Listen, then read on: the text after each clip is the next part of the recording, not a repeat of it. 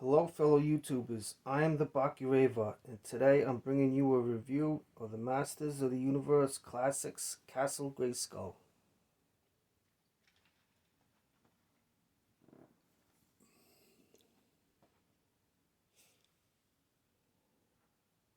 And let me say, I've always been a fan of this franchise ever since I was a child.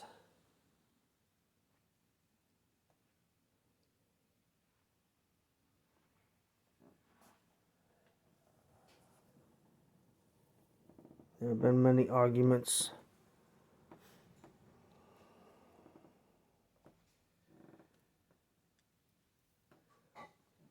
that it was a bit racist. There were no black characters in the line except for Clampchamp. And I had at least one or two friends who couldn't even afford, or parents wouldn't buy him any of the characters because of that. And there was religious overtones that children would go to school and that He-Man, most powerful man in the universe, and there'd be trouble that way because no one, God is more powerful than any man or whatever, and it was just religious overtones. And we didn't understand any of that as children. We just wanted good guys and bad guys to bash together. That's all we wanted.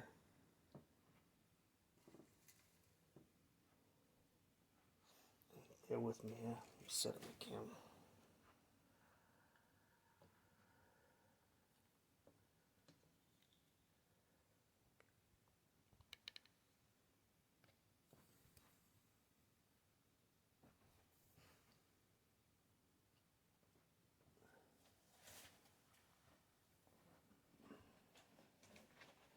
So, anyways.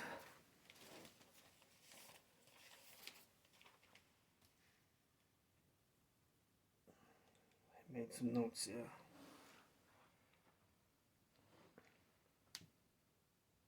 I've been a long-time member of the He-Man.org, where I learned of the Masters of the Universe collection.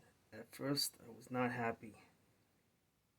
A lot of talk of loose joints, painted over black plastic.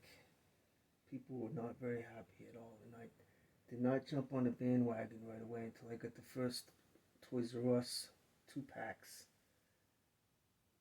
And then that's what set me collecting. I started collecting them. Still don't have all of them, working on it. But having said that, it is a good collection.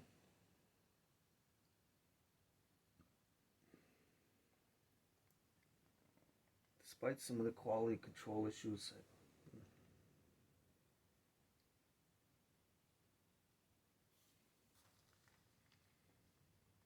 Then they announced that they're going to make the classics Castle Grayskull, and everyone was hyped. And was like, oh yeah, this is great. And they showed a schematic with He-Man next to it somewhere, and the thing was just huge compared to He-Man. It was like, oh yeah, that's great. Then they did a bait and switch on us, made it smaller, and I was one of them that wasn't happy. What happened was, get something open this. People weren't happy that He-Man was hitting his head. He couldn't even walk in the front door without hitting his head on here. So what they had to do was go back to the drawing board, and if I remember right, they had to chop the whole bottom half off and remold it to make everyone happy. And another contentious argument was the throne here, where you could not fit the sorceress on there very well, and I managed to fit her on there kind of well. I got sticky tack holding her feet up there so she can sit halfway well without her wings. That's the Filmation version.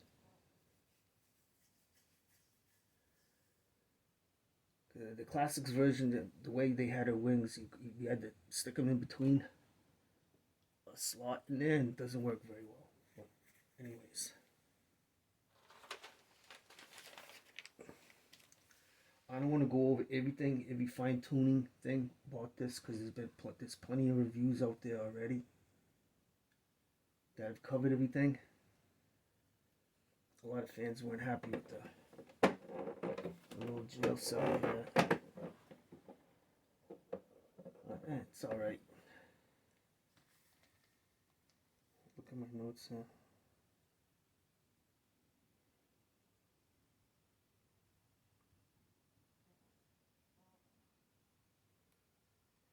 Yeah, the Great Grayskull Fiasco, it was called.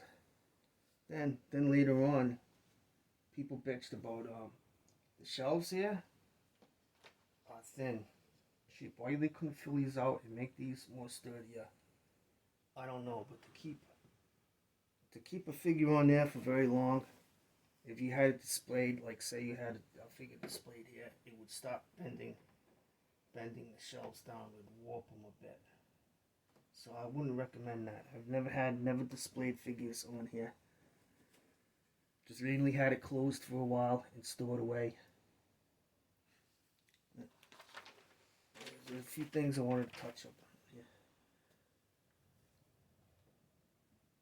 But other than that, this is a fantastic castle.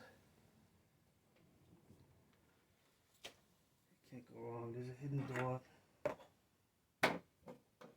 Scareglow can get through there with his key. Let's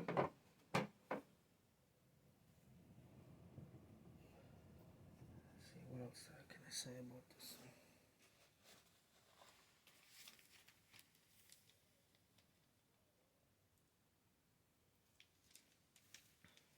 I also wanted to make a few comments on the show, the Revelation show. And I honestly don't understand what the fuss is about. What all the fuss is about. I remember, I go back to the old school concept of He-Man. And it was good guys fighting bad guys. And the very title of the show was Master of the Universe. Who wants to be Master of the Universe? And I remember as a kid, I used Extender a few times. Who else? Like Whiplash would somehow get a hold of the Power Sword and conquer Grayskull.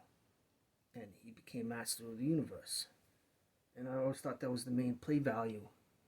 So, the Kevin Smith Revelation storyline, He-Man, isn't too bad.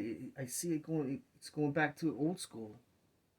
If you ask me, I don't really see what all the fuss is about. The She-Wham thing, and Evelyn of all people got the power of the universe and became get the physique of a man. I don't see it. I don't see it. I remember I used to be a bodybuilder, and I looked in bodybuilding magazines, and I seen women like that with the six-pack and the big arms and stuff. Not too unusual to imagine. If anyone can assume the power of the universe, they get a hold of the sword. And, if that's how they see themselves as ultimate power, then why is that strange? She-Wham and all that, I just don't get it. I think, from what I've seen, I didn't watch the whole entire series, but from what I've seen, I'm not too fond of the kind of, it's tough to explain, the cutesy look they gave He-Man, like boyish, ultra handsome, or whatever they tried to do there. I think that was sort of the wrong direction. It just should have made a bit more serious, statical, not too boyish looking like they did, but whatever. And I kind of even like what they did with Triclops. He's controlling some kind of techno virus or something at some point. I thought that was funny. But Hordak's involved. I didn't think it was too bad. I don't really understand what all the hype is about. I thought it was a good show and it was going in the right direction. Back in the days, the religious argument was that no one's more powerful than God. And what is this? He-Man calling upon the power and all this, and no one really understood it. And So if I remember right, it's the Trollans from the race of Trollans called upon the aura of the gods. If I remember right, it's the aura of the gods. Then they got permission from the gods or whoever to use their power to funnel it into the sword, whatever, to protect the ultimate power. And then, if that's the case, then maybe the gods, or see, I'm religious myself. I'm Catholic. I like to believe there's only one God. That He's a jealous God and all of that, right? But who was it? The Marvel Universe believes in. I think they were the first ones who started the all the gods exist, and they actually have a council of gods, and they talk amongst each other, and all of this. But that's a good theory and all, but perhaps even God is amused. He gave this ultimate power that exists in Grayskull, and whoever can attain it, it's in his ultimate plan for good to always win in the end. But it's just nothing more than amusement for, say, if they're gods, maybe not gods as we perceive them, but being so powerful they might as well be gods, or it's just entertainment for them. These beings in higher dimensions, and whatever the case may be. Skeletor went way far out beyond. That was some crazy stuff, but the infinite universe, who knows? I buy it. I liked it. But anyways, yeah, the religious overtones, and that was always the play style. That was always how we played as kids. It was whoever got a hold of the power sword, both hats for the power sword, then you was the master of the universe, and you just took over. Here's my throne, and I rule all of Eternia, and that's it. So I just felt like I had to get that out there. What else is I wanted to say?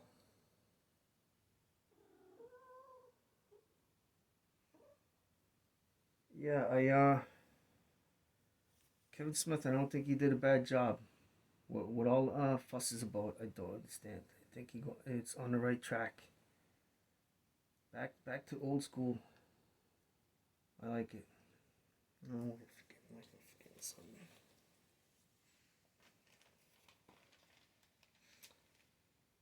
Like I said, I didn't see all of it. I heard something screwed up happened with Clamp Champ and Man in Arms. But no, I don't know, whatever.